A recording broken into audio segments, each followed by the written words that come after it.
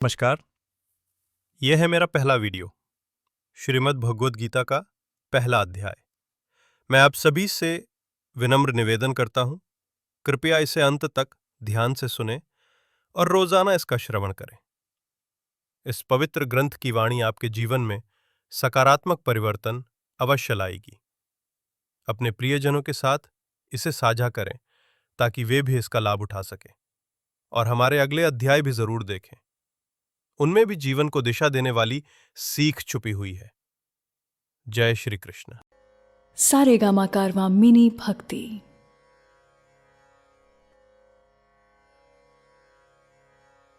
भगवद गीता गीता सार चैप्टर 1। नमस्कार दोस्तों, भगवद गीता और भगवद गीता के ज्ञान पर असंख्य लोगों ने काम किया है। जाने कितनी ही गीता आपने सुनी भी होगी, परंतु मैं शैलेंद्र भारती अब आपके सामने प्रस्तुत कर रहा हूं भगवद गीता की एक और व्याख्या। क्या विशेष है इस गीता में? गीता में अगर कुछ विशेष हैं तो वो हैं श्री कृष्ण। बाकी हम सब निमित्त हैं, साधन हैं। लेकिन यह मेरा खास प्रयास है कि हमारे आज के जमाने में यह ग्रंथ हमें रास्ता दिखाए, आसानी से गीता को हम सब समझ पाएं और अपने रोजमर्रा के जीवन में इसका उपयोग कर पाएं। वैसे गीता के बारे में बहुत कुछ कहा गया है, सुना गया है। शायद ही कोई ऐसा धर्म ग्रंथ होगा जिस पर इतना लिखा गया हो। ऐसा क्या खास है गीता में कि समय समय पर यह और भी आवश्यक और मार्गदर्शक भी होती जा रही है? एकदम साधारण भाषा में अगर कहें तो भगवद गीता एक उत्तर है। गीता एक उत्तर है दुनिया के हर प्रश्न का। जीवन से जुड़ा ऐसा कोई प्रश्न नहीं जिसका के उत्तर श्री कृष्ण भगवद गीता में नहीं देते। हमारे मन मस्तिष्क में कोई भी शंका, परेशानी, चिंता, किसी भी तरह का आवेग, किसी भी तरह की दुविधा हो, दुनिया के हर धर्म संकट, हर डायलेमा का उत्तर है गीता। भगवद गीता में 18 अध्याय हैं और हर अध्याय में वेदों और उपनिषदों का सार है। अरे भाई, इसे आप वेद या उपनिषद समझ करके डरिएगा मत। ये मत सोचिए कि यह हमारी और आपकी समझ से दूर है। इसके हर अध्याय, हर श्लोक में आप अपने आप को अर्जुन समझिए, क्योंकि अर्जुन की हर शंका, उसका हर डर, हर समस्या वैसे देखा जाए तो हमारी ही परेशानी है और हर परेशानी का हल बता रहे हैं श्री कृष्ण। कृष्ण को सिर्फ अर्जुन का सारथी मत मानिएगा, उन्हें अपने जीवन का सारथी भी मानिएगा। उनके कहे अनुसार अगर हम और आप चलेंगे तो मैं दावे के साथ कहता हूं कि हम सारी परेशानियों को आसानी से पार कर जाएंगे। ज्ञान या धर्म या ग्रंथ की बड़ी बड़ी बातें मेरे साथ नहीं होगी दोस्तों। यहां पर जीवन की प्रैक्टिकल सच्चाइयों और प्रैक्टिकल प्रॉब्लम्स की बात की जाएगी। तो आइए, मैं शैलेंद्र भारती आपको ले चलता हूं भगवद गीता के 18 अध्यायों के सफर पर।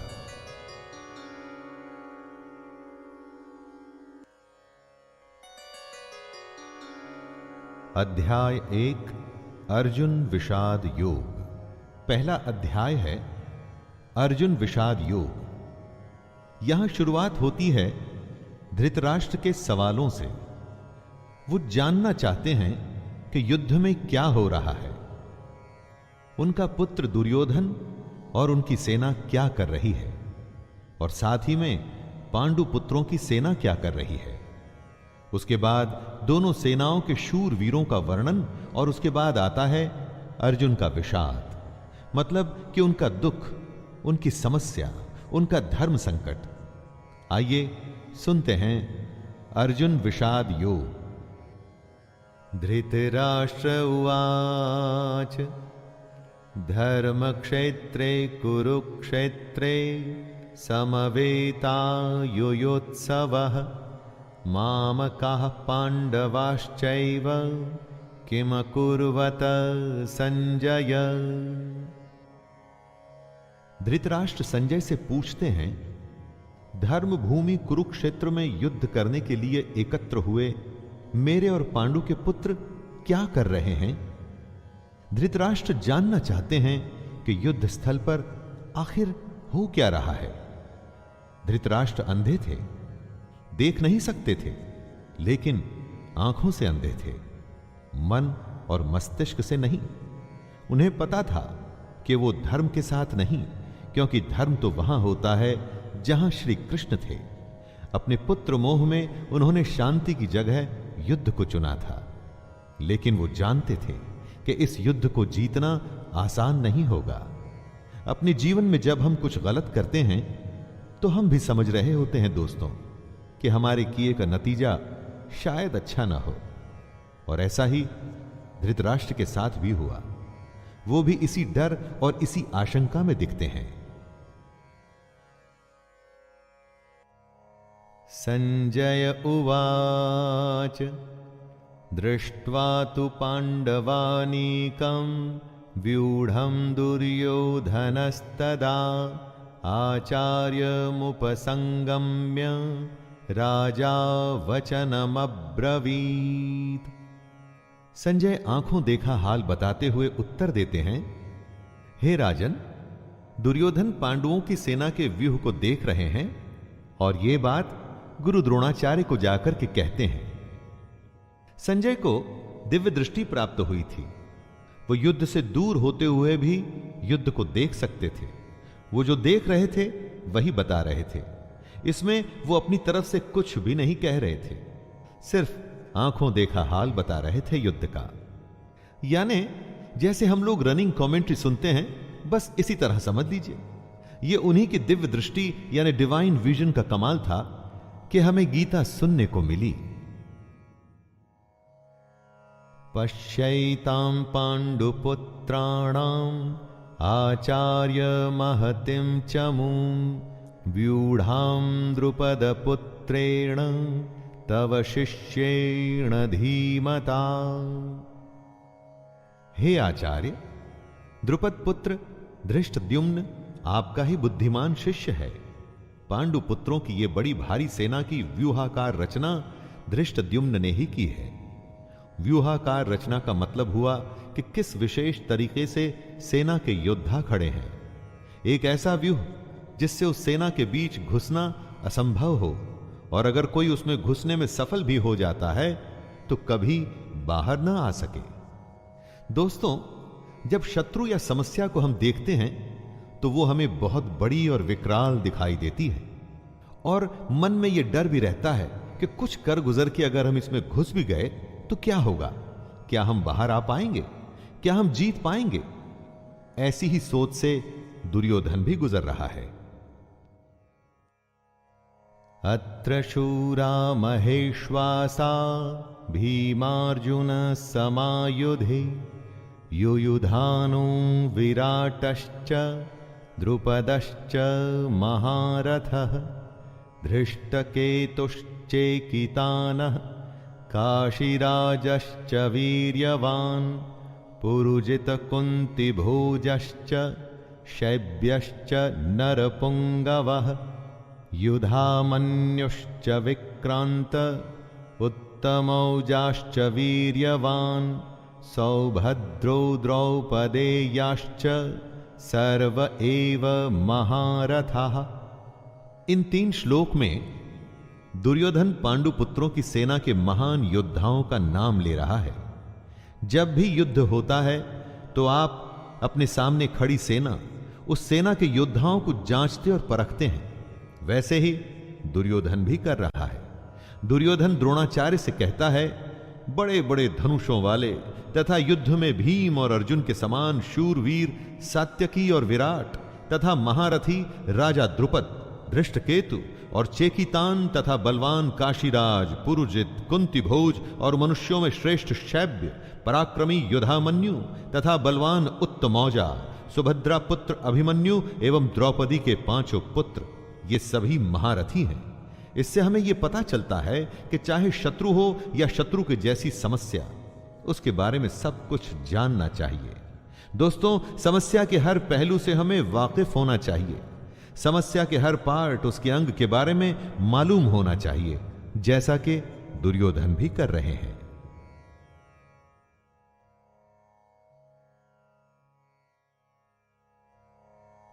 अस्माकं तु विशिष्टाये तान्निबोध द्विजोत्तमं नायका मम सैन्यस्य संज्ञार्थं तान् ब्रवीमि ते। दुर्योधन आगे कहता है, हे ब्राह्मण श्रेष्ठ, पांडवों की सेना के योद्धाओं को तो आपने देख लिया, अब अपने पक्ष में भी जो प्रधान हैं उनको भी तो आप समझ लीजिए। द्रोणाचार्य की जानकारी के लिए शत्रु की सेना के बाद दुर्योधन अपनी सेना के जो जो सेनापति हैं उनके बारे में बतलाता है। समस्या के बारे में सब कुछ जान लेने के बाद बारी आती है अपने पक्ष में सोचने की। यह जानना होता है दोस्तों कि आपके पास क्या क्या स्ट्रांग पॉइंट्स हैं, आप किन बातों में मजबूत हैं जिससे आप उस समस्या पर विजय पा पाएंगे।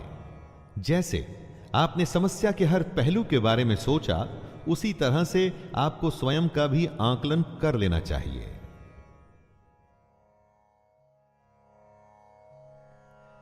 भवान् भीष्मश्च कर्णश्च कृपश्च समितिञ्जयः अश्वत्थामा विकर्णश्च सौमदत्तिस्तथैव च।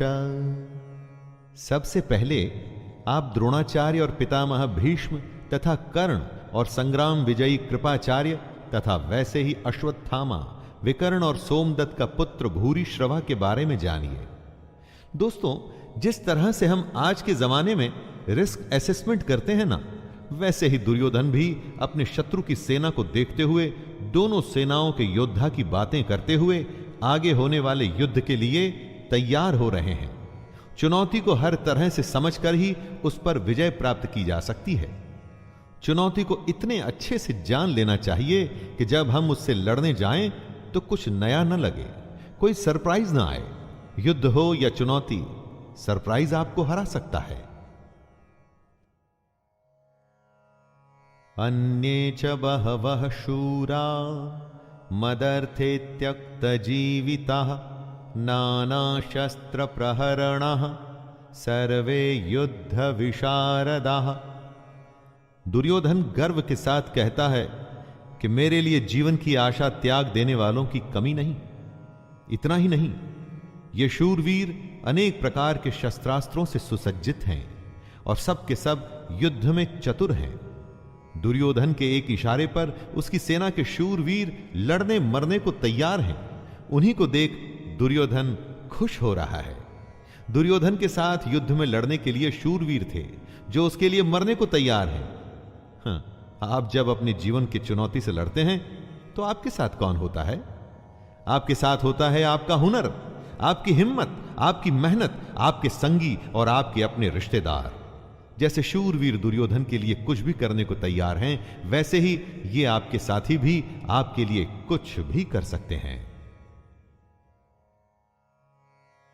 अपर्याप्तं तदस्माकं बलं भीष्माभिरक्षितं पर्याप्तं त्विदमेतेषां बलं भीमाभिरक्षितं। दुर्योधन आगे कहता है कि भीष्म पितामह द्वारा रक्षित उनकी सेना सब प्रकार से अजेय है और वहीं शत्रु की सेना भीम द्वारा रक्षित है। दुर्योधन कहना चाहते हैं कि भीम की सेना को वो आसानी से जीत सकते हैं। दुर्योधन यहां घमंड दिखा रहा है, जो आपको बिल्कुल भी नहीं करना है दोस्तों, कभी नहीं। क्योंकि अगर दुर्योधन जानता कि वो दूसरी सेना को हरा देगा तो फिर युद्ध ही क्यों करता? युद्ध को जीतने के लिए दूसरे को हराना पड़ता है। अगर चुनौती या समस्या को देखकर हमें लगता है कि हम जीत जाएंगे तो विश्वास या आत्मविश्वास तो हो सकता है, लेकिन घमंड नहीं। क्योंकि अगर घमंड हुआ तो वो आपके हारने की शुरुआत है। अयनेषु च सर्वेषु यथा भागमवस्थिताः भीष्ममेवाभिरक्षन्तु भवन्तः सर्व एव हि।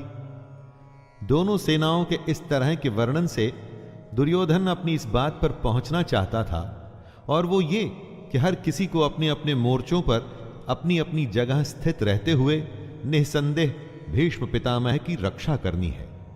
कहने का मतलब आप होने वाले युद्ध में सबसे अधिक उसकी रक्षा करते हैं जो आपके लिए युद्ध के लिए सबसे अधिक आवश्यक हो। जैसे कि दुर्योधन और उसकी सेना के लिए भीष्म पितामह हैं। भीष्म पितामह के हारने का मतलब था कि युद्ध हार जाना, और उनके बचे रहने का मतलब कि आप युद्ध हार नहीं सकते। अपनी सबसे बहुमूल्य चीज को तब तक बचा के रखना चाहिए जब तक कि आप युद्ध पर विजय प्राप्त न कर लें।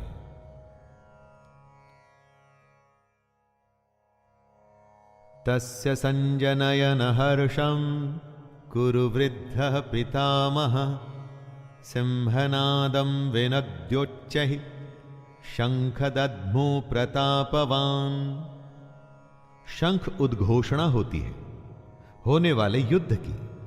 कौरवों में सबसे वृद्ध, सबसे बड़े प्रतापी पितामह भीष्म ने उच्च स्वर में सिंह की दहाड़ के समान गरज कर ऐसा शंख बजाया कि दुर्योधन के हृदय में हर्ष उत्पन्न हो गया।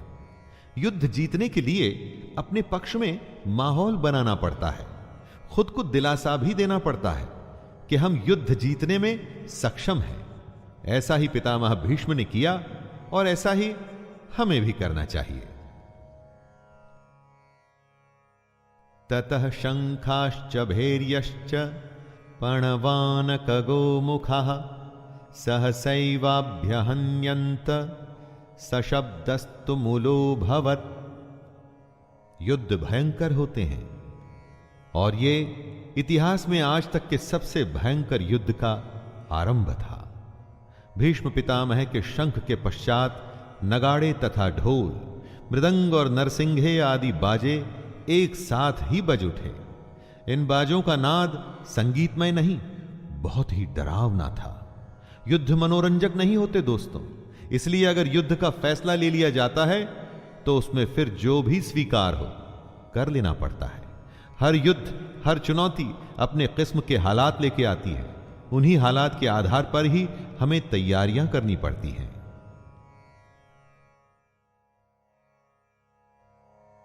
ततः श्वेतैर्हयैर्युक्ते महति स्यन्दने स्थितौ माधवः पाण्डवश्चैव दिव्यौ शंखौ प्रदद्मतुः।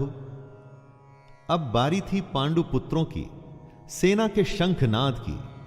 सफेद घोड़ों से युक्त उत्तम रथ में बैठे हुए श्री कृष्ण और अर्जुन ने भी अपने अपने अलौकिक शंख बजाए।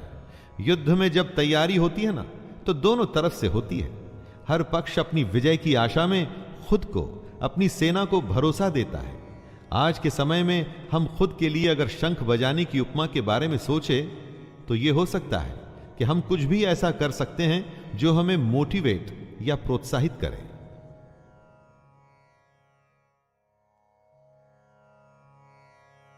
पांचजन्यम ऋषिकेशो देवदत्तं धनंजयः पौंड्रम दद्मौ महाशंख भीमकर्मावृकोदरः। श्री कृष्ण के शंख का नाम है पांचजन्य। अर्जुन के देवदत्त और भयानक कर्म वाले भयानक भीमसेन ने अपना पौंड्र नामक महाशंख बजाया। अपने जीवन में इसी तरह से हम भी अपने युद्ध, अपनी चुनौती में आगे बढ़ने के लिए अपनी मोटिवेशन चुन सकते हैं। कुछ लोगों के लिए संगीत ऐसा काम करता है, कुछ के लिए भगवान को याद करना, या कुछ के लिए माता पिता का आशीर्वाद। अपने शंख आप स्वयं चुनिए और युद्ध के लिए तैयार हो जाइए।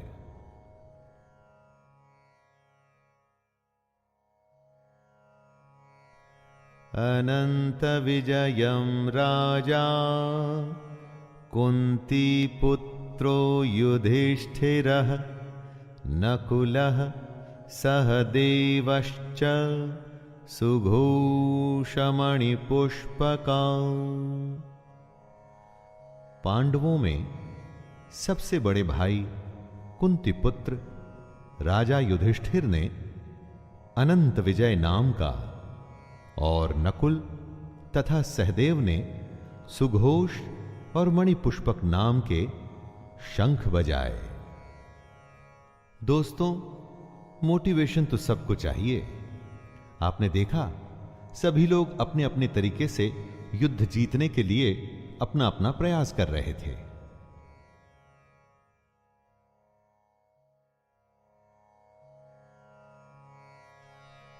काश्यश्च परमेश्वासः शिखण्डी च महारथः धृष्टद्युम्नो विराटश्च सात्यकिश्चापराजितः द्रुपदो द्रौपदेयाश्च सर्वशः पृथ्वीपते सौभद्रश्च महाबाहुः शंखान् दद्मुः पृथक् पृथक्। हर शंख की अलग ध्वनि, अपना एक अलग अस्तित्व। युद्ध का हर योद्धा अपनी उपस्थिति दर्ज कर रहा है। श्रेष्ठ धनुज वाले काशीराज और महारथी शिखंडी एवं धृष्टद्युम्न तथा राजा विराट और अजेय सात्यकी, राजा द्रुपद एवं द्रौपदी के 5 पुत्र और बड़ी भुजा वाले सुभद्रा पुत्र अभिमन्यु। संजय धृतराष्ट्र को बताते हैं कि हे राजन, सब ने अपनी ओर से अलग अलग शंख बजाए। दोस्तों, महाभारत का युद्ध ऐसा था जिसमें हर बड़े से बड़े योद्धा भाग ले रहा था। ऐसे विरले मौके को कोई कैसे छोड़ सकता था। हमारे लिए ध्यान देने की बात यह है कि सच्चा योद्धा तो वही है जो युद्ध के लिए तत्पर रहे। युद्ध को आप जीवन माने, चुनौती माने, जो भी माने, लेकिन उसके लिए हमेशा तैयार रहे। इसलिए हर योद्धा शंख बजा बजा के सबको अपने होने का आभास करवा रहा है। सघोषोधार्तराष्ट्राणां हृदयानि व्यदारयत् नभश्च पृथिवीं चैव तुमुलो व्यनुनादयन्। युद्ध से पहले जैसे आप शत्रु को अपनी शक्ति दिखा के डराने का प्रयास करते हैं, वैसे ही यहां भी हो रहा है। संजय कहते हैं कि इस भयानक शब्द ने आकाश और पृथ्वी को भी गूंजाते हुए धार्त राष्ट्रों के अर्थात आपके पक्ष वालों के हृदय विदीर्ण कर दिए। जब आप हुंकार भरते हैं, वॉर क्राई देते हैं, तो बड़े से बड़े शत्रु को भी डर लगता है। यह हुंकार ऐसी होनी चाहिए कि शत्रु सोचे कि वो किससे युद्ध करने जा रहा है। आप चाहे इंटरव्यू के लिए जाएं, किसी से मिलने जाएं, आपका हुनर, आपकी प्रतिभा ऐसी होनी चाहिए कि सामने वाला आपके कौशल से प्रभावित हो जाए। अर्जुन उवाच अथ व्यवस्थितान् दृष्ट्वा धार्तराष्ट्रान् कपिध्वजः प्रवृत्ते शस्त्रसम्पाते धनुरुद्यम्य पाण्डवः ऋषिकेशं तदा वाक्यम् इदमाह महीपते सेनयोरुभयोर्मध्ये रथं स्थापयमेच्युत। अर्जुन अपने मोर्चा बांधकर डटे हुए धृतराष्ट्र संबंधियों को देखते हैं, फिर अपना धनुष उठाकर ऋषिकेश श्री कृष्ण से कहते हैं, हे अच्युत, मेरे रथ को दोनों सेनाओं के बीच में खड़ा कीजिए। अच्युत अर्थात अटल, जो अपने स्थान से हटता नहीं, जिसका नाश नहीं हो सकता।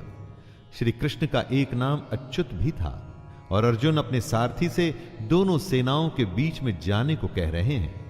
अर्जुन ने श्री कृष्ण को इसलिए चुना था कि वो जानता था कि जब साक्षात भगवान उसके साथ हैं तो मतलब धर्म उसके साथ है। जिसके साथ धर्म होता है वो कभी हार नहीं सकता।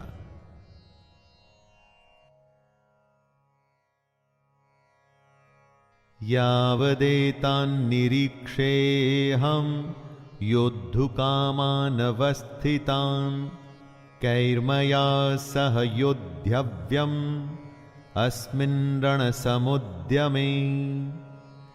आज के जीवन का यह सबसे बड़ा ज्ञान है दोस्तों। युद्ध कोई भी हो सकता है, किसी भी प्रकार का, पर्सनल या बिजनेस से जुड़ा हुआ, लेकिन दोनों पक्षों के बीच में जाकर आप युद्ध की सही अवस्था के बारे में जान सकते हैं। अर्जुन श्री कृष्ण से कहते हैं कि हे कृष्ण, जब तक मैं युद्ध क्षेत्र में डटे हुए युद्ध के अभिलाषी इन विपक्षी योद्धाओं को भली प्रकार देख न लूं, कि इस युद्ध रूपी व्यापार में मुझे किन किन के साथ युद्ध करना योग्य है, तब तक इस रथ को यहीं खड़ा रखिए।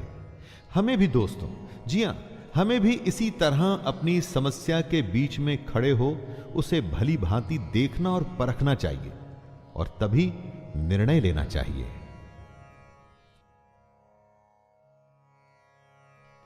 योत्स्यमानानवेक्षेऽहं य एतेऽत्र समागताः धार्तराष्ट्रस्य दुर्बुद्ध्यैर्युद्धे प्रियचिकीर्षवः। अर्जुन दुर्योधन को दुर्बुद्धि बता रहे हैं, क्योंकि दुर्योधन के हट के चलते हुए ही यह युद्ध हुआ।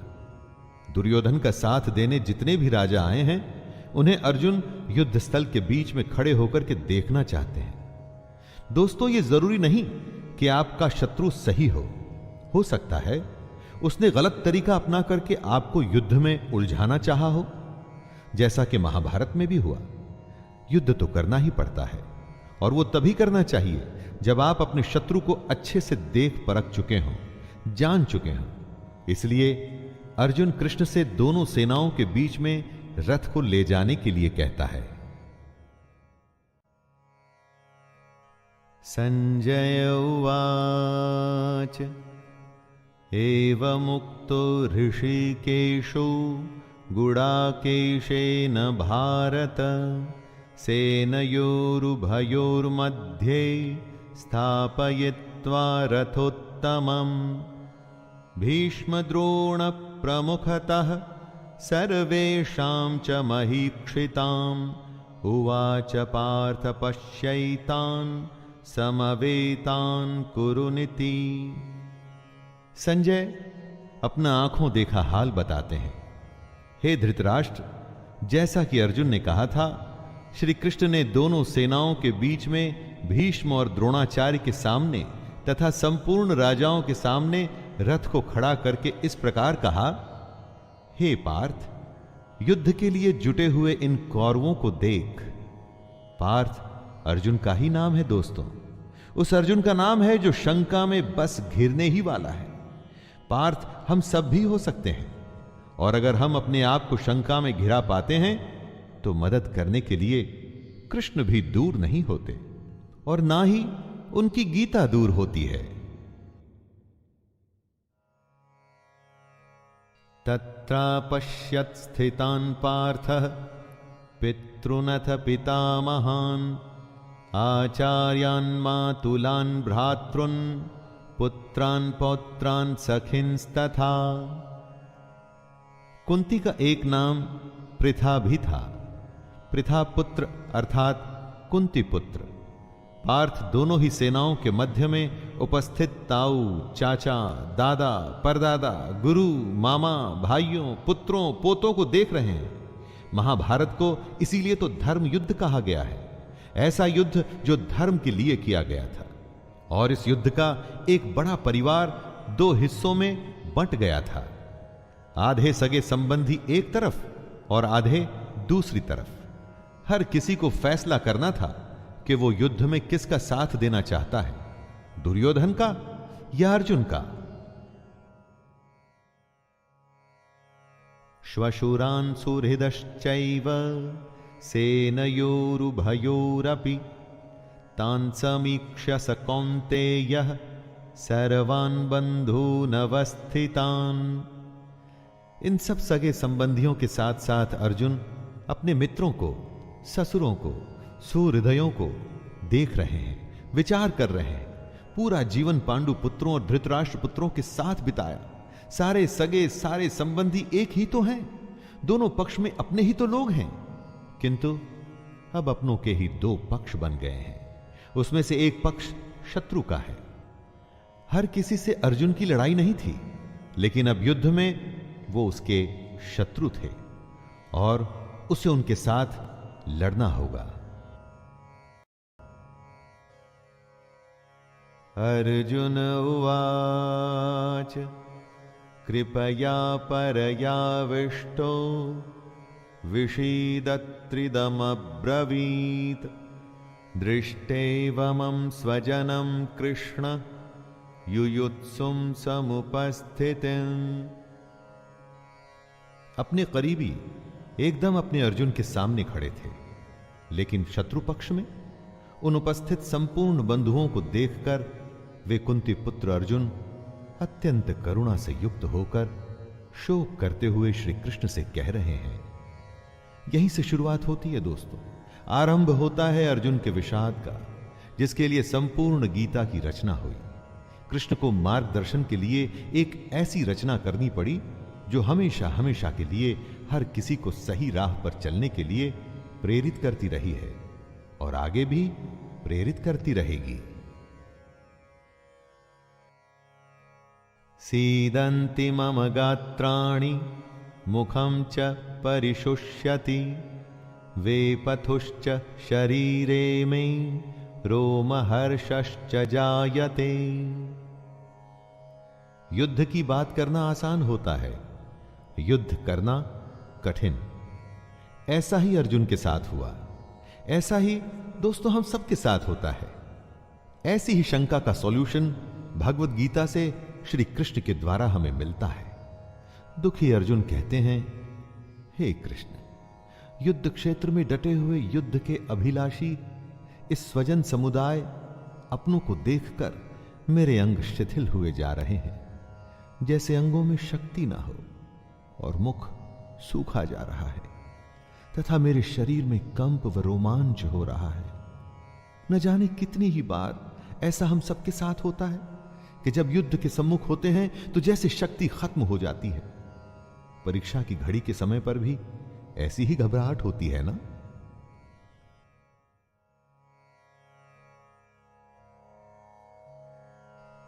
गांडीवं स्रंसते हस्तात्वक्चैव परिद्यह्यते न च शक्नोम्यवस्थातुं भ्रमतीव च मे मनः। अर्जुन अपने दुख को बता रहे हैं। उनका दुख दोस्तों हमारी दुविधाओं से अलग नहीं है। चाहे हम परीक्षा दे रहे हों, चाहे बिजनेस करने जा रहे हों, चाहे कोई बड़ा मैच खेलने जा रहे हों, कितने ही ऐसे मौके आते हैं जब हम स्वयं को अर्जुन की अवस्था में पाते हैं। लगता है जैसे कि हम युद्ध के लायक ही नहीं, युद्ध हम कर ही नहीं पाएंगे। अर्जुन के हाथ से उनका गांडीव धनुष गिर रहा है और त्वचा भी बहुत जल रही है तथा उनका मन भ्रमित सा हो रहा है, इसलिए वो खड़े रहने में भी समर्थ नहीं है।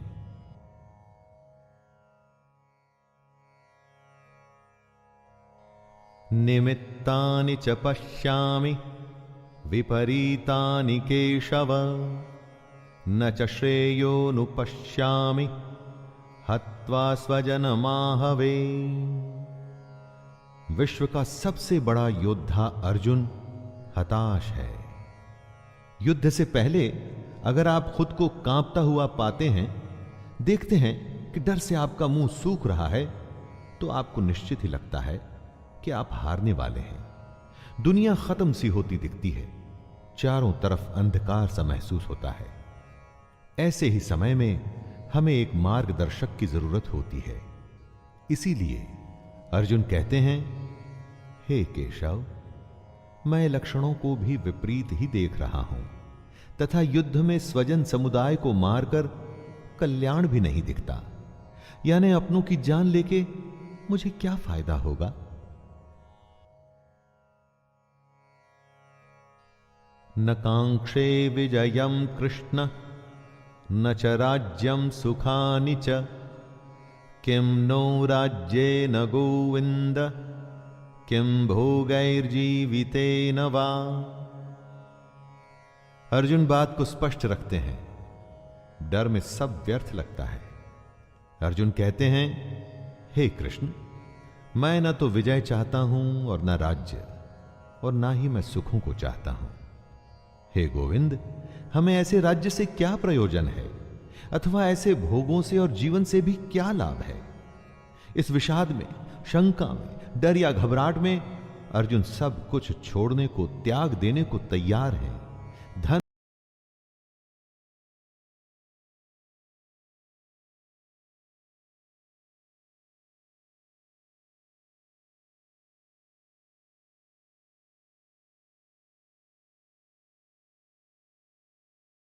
अवस्था में हम भी वो करें जो कृष्ण बताएंगे। येषामर्थे कांक्षितं नो राज्यं भोगाः सुखानि च त इमेव स्थिता युद्धे प्राणांस्त्यक्त्वा धनानि च। अर्जुन कहते हैं, हमें जिनके लिए राज्य, भोग और सुखादि अभिष्ट हैं, वे ही ये सब धन और जीवन की आशा को त्याग कर युद्ध में खड़े हैं। सोचिए, जीवन का हर युद्ध, हर काम हम अपनों के लिए करते हैं। हमारा सारा काम, सारे फायदे, सारी सुख शांति, भाग दौड़ सिर्फ और सिर्फ अपनों के लिए होती है। और यहां पर हमें अपनों को ही मारना पड़ रहा है। इससे बड़ी क्या दुविधा होगी। अब वही अपने आप को मारने के लिए खड़े हैं और आपको भी उन्हें मारना पड़ेगा। ऐसी दुनिया किस काम की? यही उलझन अर्जुन के मन में है।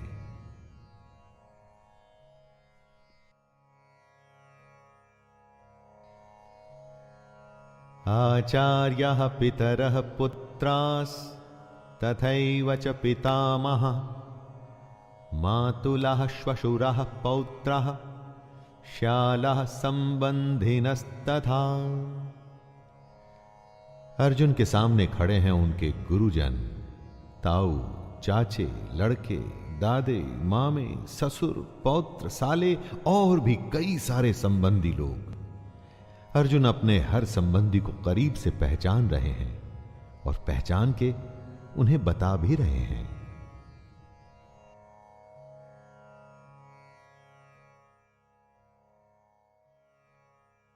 एतान्न हन्तुमिच्छामि ज्ञतोऽपि मधुसूदन अपि त्रैलोक्य राज्यस्य हेतुः किं नु महि कृते। अगर आप युद्ध करने का निर्णय लेते हैं तो क्या आप ये कह सकते हैं कि मैं इस शत्रु को मारूंगा और उसे नहीं? युद्ध में तो हर कोई एक सैनिक होता है और अगर वो शत्रु पक्ष से है तो आपने उसको मारना ही है। यही दुविधा है अर्जुन की जो वो बता रहे हैं। हे मधुसूदन, मेरे मारने पर अथवा तीनों लोकों के राज्य के लिए भी मैं इन सबको मारना नहीं चाहता। फिर पृथ्वी के लिए तो कहना ही क्या है। देखा दोस्तों, 3 लोकों का राज्य भी अर्जुन को नहीं चाहिए। अगर उसके लिए उसे अपनों का वध करना पड़ता है तो उसे वो नहीं चाहिए। दोस्तों, जीवन में कई बार ऐसी घड़ी आती है जब हमको जो सबसे प्रिय है ना, उसका त्याग करना पड़ता है, क्योंकि हमें अपने ध्येय की ओर बढ़ना पड़ता है। और अगर हम ऐसा करते हैं तभी हमें ध्येय की प्राप्ति होती है। तब क्या अपनी सबसे प्यारी चीज को हम छोड़ सकते हैं?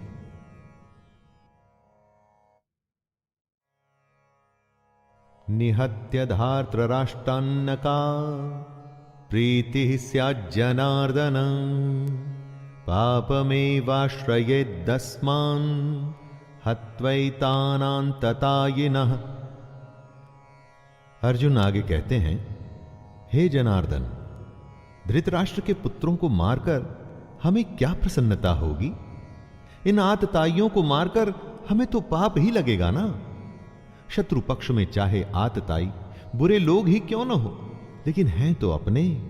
अपनों को मारकर अपनों को दुख देके केवल पाप ही मिल सकता है, पुण्य तो नहीं। यह कुरुपुत्रों के लालच का ही परिणाम था कि भाई भाई आमने सामने थे। दोस्तों, लालच से कभी किसी का भला नहीं होता। महाभारत में भी नहीं होना था। एक पक्ष को जीतना था तो दूसरे पक्ष को मारना था। तस्मान्नार्हा वयं हन्तुं धार्तराष्ट्रान् स्वबान्धवान् स्वजनं हि कथं हत्वा सुखिनः स्याम माधव। क्या अपने परिवार को मारकर आपको सुख मिल सकता है? इसीलिए महाभारत को धर्म युद्ध कहा जाता है। जब ऐसा धर्म संकट हो तो आप क्या करें? अर्जुन पूछते हैं, हे माधव, अपने ही बांधव धृतराष्ट्र के पुत्रों को मारने के लिए हम योग्य नहीं हैं, क्योंकि अपने ही कुटुंब को मारकर हम कैसे सुखी होंगे? दोस्तों, जब कभी आपके सामने ऐसी परिस्थिति आए जिसमें लालच की वजह से बंटवारा हो रहा हो या झगड़ा हो रहा हो, तो ठंडे दिमाग से अर्जुन की इस हालत के बारे में सोचिएगा और देखिएगा कि इतना करके, दुनिया का सबसे बड़ा युद्ध करके किसको क्या हासिल हुआ।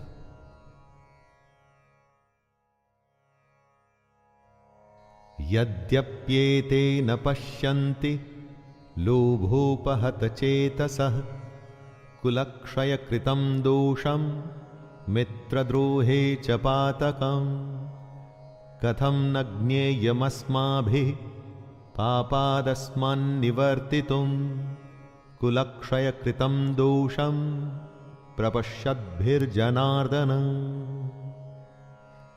आपका शत्रु किसी भी प्रकार के पाप को करने को तैयार है, लेकिन आप समझते हैं कि जो गलत है, अनुचित है, वो नहीं करना चाहिए। इन दो श्लोक में अर्जुन ने इसी दुविधा को बताया है। यद्यपि लोभ से भ्रष्ट चित्त हुए ये लोग कुल के नाश से उत्पन्न दोष को और मित्रों से विरोध करने में पाप को नहीं देखते, तो भी हे जनार्दन, कुल के नाश से उत्पन्न दोष को जानने वाले हम लोगों को इस पाप से हटने के लिए क्यों नहीं विचार करना चाहिए? दुश्मन गलत कर रहा है, वो ये नहीं समझता, लेकिन आप तो समझते हैं। तो समझदार होने के नाते क्या आपको युद्ध से हटने के लिए नहीं सोचना चाहिए? लेकिन अगर युद्ध से हट गए तो उसे आपकी हार मानी जाएगी। क्या उसके लिए आप तैयार होंगे दोस्तों?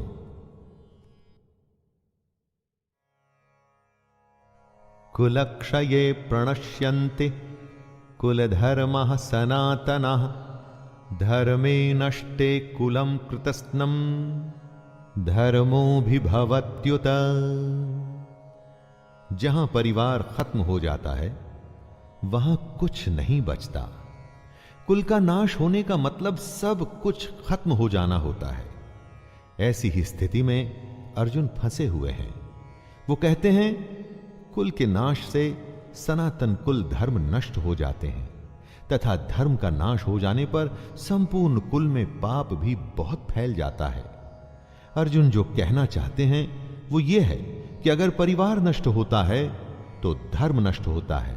धर्म के नष्ट होने से पूरे कुल, संपूर्ण परिवार में पाप बढ़ जाता है। परिवार ही है जो हमें अपनी जड़ों से, अपने गुणों से, अपने आदर्शों से जोड़ के रखता है। उसके खत्म होते ही समाज में चारों तरफ पाप बढ़ने लगता है। दोस्तों, आप चाहें तो अपने चारों तरफ भी देख सकते हैं। जहां परिवार का सम्मान नहीं, वहां किसी भी बात का सम्मान नहीं होता और समाज पतन की ओर ही जाता है। अधर्माभिभवात् कृष्ण प्रदुष्यन्ति कुलस्त्रियः स्त्रीषु दुष्टासु वाष्णेर्य जायते वर्णसंकरः। परिवार की भलाई उसकी स्त्रियों पर निर्भर करती है। अगर कोई घर बनता है तो वो परिवार की महिला की वजह से बनता है।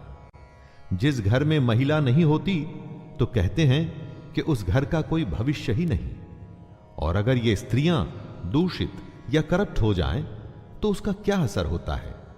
अर्जुन कहते हैं, हे कृष्ण, पाप के अधिक बढ़ जाने से कुल की स्त्रियां अत्यंत दूषित हो जाती हैं और स्त्रियों के दूषित हो जाने पर वर्ण संकर उत्पन्न होता है। संकरो नरकायैव कुलघ्नानां कुलस्य च पतन्ति पितरो ह्येषां लुप्तपिंडोदक क्रियाः। वर्ण संकर का यहां पर मतलब है जहां वर्ण या समाज की मर्यादाओं को सम्मान न देते हुए गलत तरीके से, गलत वर्णों के मेल से जब संतान की उत्पत्ति होती है तो वो सब कुछ खत्म कर देती है। इसीलिए समाज के नियम बड़े सोच समझकर बनाए गए होते हैं दोस्तों, और इतने हजारों वर्षों की सोच और उस नियमों को बिना सोचे समझे नहीं तोड़ना चाहिए। अर्जुन इसी बात का वर्णन कर रहे हैं कि हे कृष्ण, वर्ण संकर कुल घातियों को और कुल को नरक में ले जाने के लिए ही तो होता है। लिप्त हुई पिंड और जल की क्रिया वाले अर्थात श्राद्ध और तर्पण से वंचित इनके पितर लोग भी अधोगति को प्राप्त होते हैं।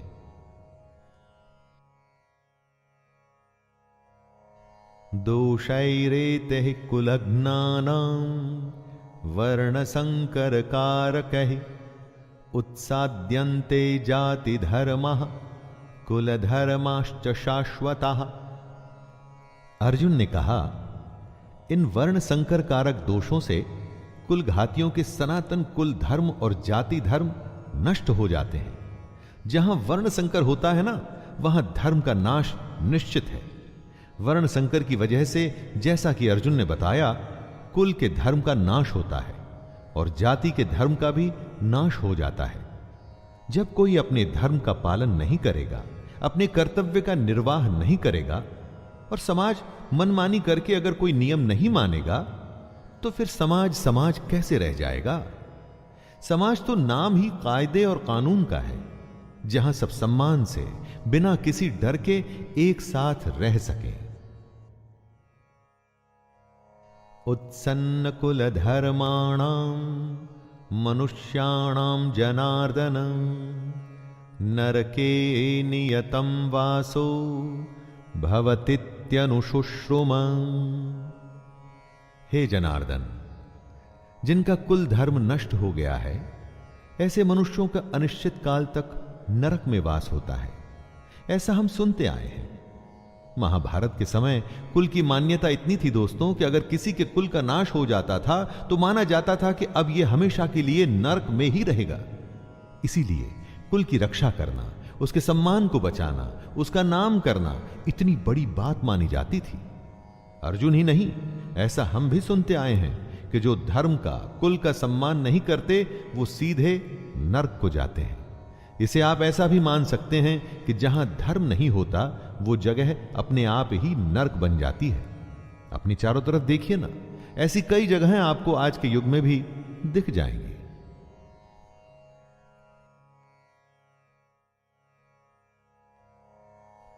अहो बत महत् पापम कर्तुम व्यवस्थिता वयम यद्राज्य सुख लोभेन हंतुम स्वजनमुद्यतः। अर्जुन आगे स्वयं को दोष दे रहे हैं। शोक, हम लोग बुद्धिमान होकर भी महान पाप करने को तैयार हो गए हैं, जो राज्य और सुख के लोभ से स्वजनों को मारने के लिए उद्यत हो गए हैं। दोस्तों, दुर्योधन जैसा भी है, उसने जो भी निर्णय लिया, लेकिन अर्जुन और उसकी सेना तो समझदार है। तो क्या ऐसा उनके लिए ठीक है? बेवकूफ का पाप शायद माफ भी हो जाए, लेकिन बुद्धिमान से बहुत कुछ की उम्मीद की जाती है। तो क्या समझदार अगर युद्ध के लिए तैयार हो जाता है तो उसकी गलती की माफी मिलेगी? अर्जुन को लगता है कि नहीं मिलेगी।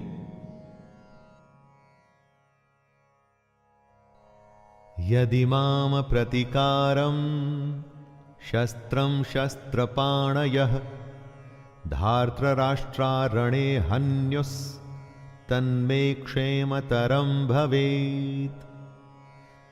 आंखें बंद कर किसी अपने के बारे में सोचिए जो आपको बहुत पसंद है, जो आपका अपना है, जिसकी गोद में आप खेले हो, जिसके साथ खेले हो, चाहे वो आपसे बड़ा हो या छोटा हो।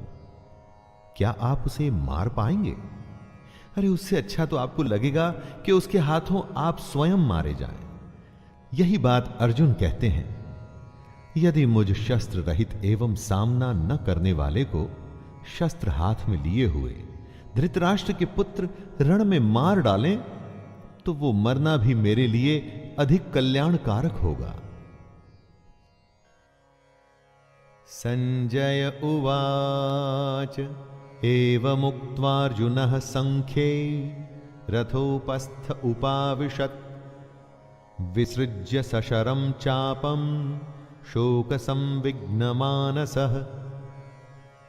संजय, जो धृतराष्ट्र को इस महान युद्ध का वर्णन दे रहे हैं, वो बताते हैं, हे धृतराष्ट्र, रणभूमि में शोक से उद्विग्न मन वाले अर्जुन इस प्रकार कहकर बाण सहित धनुष को त्याग कर रथ के पिछले भाग में बैठ गए।